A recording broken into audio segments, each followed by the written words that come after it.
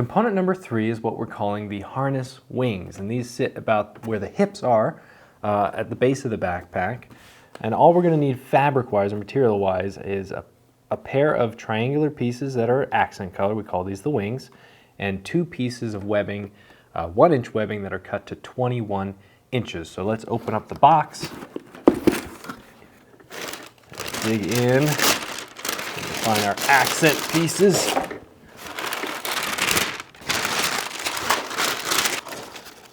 There we go, 2 triangular pieces with a notch cut down the center of the long edge. Those are for folding in half, and those are going to be the wings of our backpack. Now, I'm going to leave this open, leave this unfolded so that all my fabric has time to flatten. Okay, so we grab our big spool of 1-inch webbing, and we're going to search for our pieces of 21 inches. These are them because they match. Let's just double check with our measuring tape.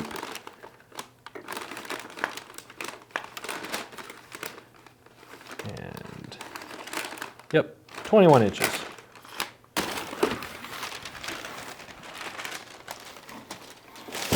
So this is what the final product is supposed to look like, or the final component is supposed to look like. You've got 2 triangular pieces. This is what's going to attach to the backpack, this side here where the stitches are. And then you have what's called a superimposed seam right here where the webbing sticks in. And you can see the webbing runs all the way to the edge here. That's going to reinforce it, make sure it's nice and strong. So you've got 2 points of retention here on the superimposed seam and here where it attaches to the backpack. So best way to do that is to take your fabric and we're going to sew it face to face, stitch along the edge here, and then when we fold it right ways out, we'll have that superimposed seam. So step number 1, take one of your pieces of webbing, and we're actually going to take our marking pencil and draw a line 3 inches from the edge.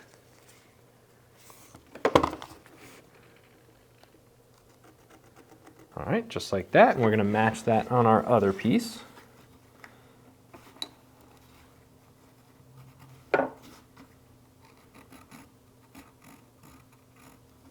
All right, and so when we fold our wings like this, we're basically going to stitch just like that, so that 3 inches is on our stitch side, and then the rest of that webbing is on the long side, open side here.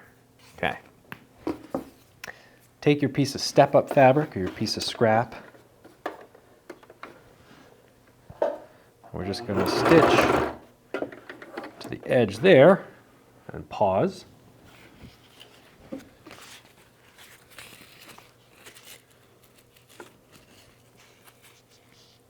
The trick here is you really want to create a right angle. You don't want to have this crooked, otherwise it'll, come out of this wing in a crooked way. So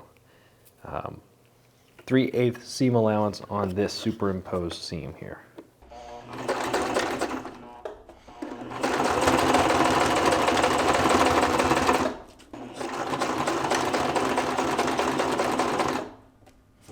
I've paused right at the edge of the fabric so I can do the same thing stepping onto the other piece. We're going to take our webbing, take our triangular piece, stick down like that, and stitch the same exact way with a 3/8 seam allowance.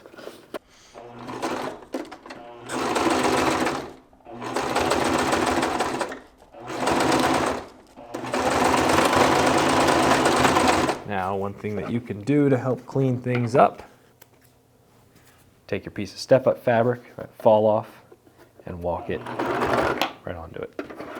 And that sets that up for your next project. Then you've got very little pieces of thread to clean up. All right, fold that right ways out, and you can see our superimposed seam there. And we're going to basically just lock that down by stitching right along there. I don't know if I mentioned it, but with this one, you don't want to use a 3/8 seam allowance. You want to use something more like a 1/4 inch, maybe even down to an 1/8 inch.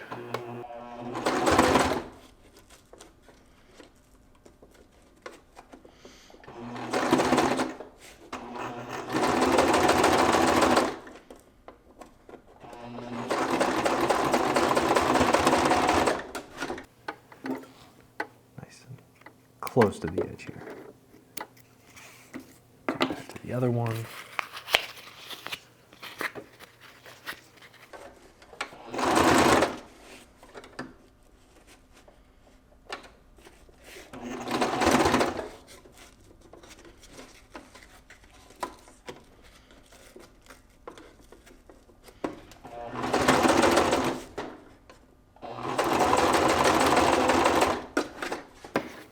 Backstitch that one. To clean things up, you can go ahead and trim that excess piece of webbing off with your scissors and melt the edge. It's an unnecessary step though, so I'm going to leave it just like that. In addition to our backpack wings, we're also going to make all the other little accessory pieces that go along with the harness system. And that is a front sternum strap and a couple of hydration hose keepers is what they're called. So it's going to use our last two pieces of 3/4 inch webbing, one cut to 15 inches and one cut to, I think, 4.5 inches if I remember correctly. 4 3/4. In that specialty sleeve, should see 2 pieces of elastic. This is just elastic webbing. They're cut to 3 inches. And we'll grab our accessories, pull out our sliders. These are split bars for sternum strap. We'll need a buckle. I think that's everything. All right. First things first, take your pieces of elastic and we're going to create loops by just pinching them in half and stitching along one edge as close to the edge as you can. You know, anywhere around 1/4 inch is plenty of room.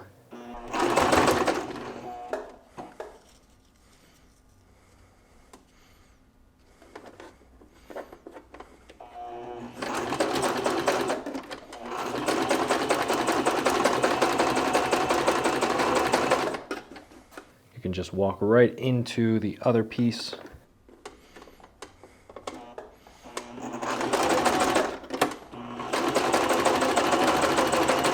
Got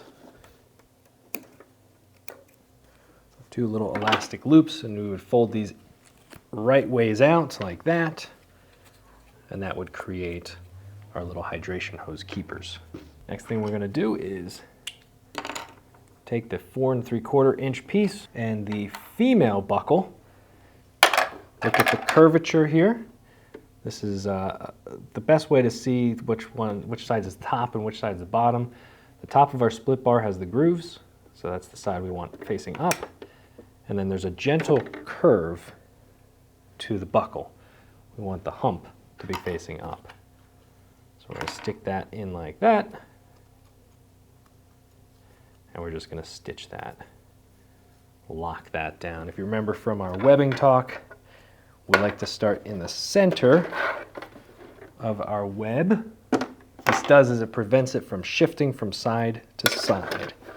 So we'll start in the center there.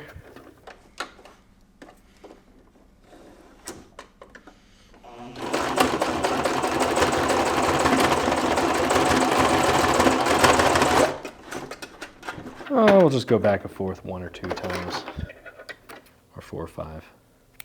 All right, so 1/2 of the equation. Take that 15-inch piece, find the top of the other split bar, feed it down, and stitch that too. Right there.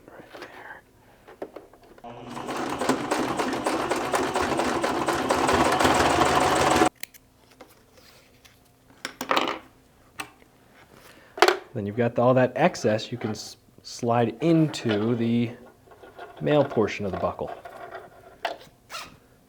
Now if you want to lock this down, what I usually do is I'll facing up, roll it 1, 2 times, and then lock that down.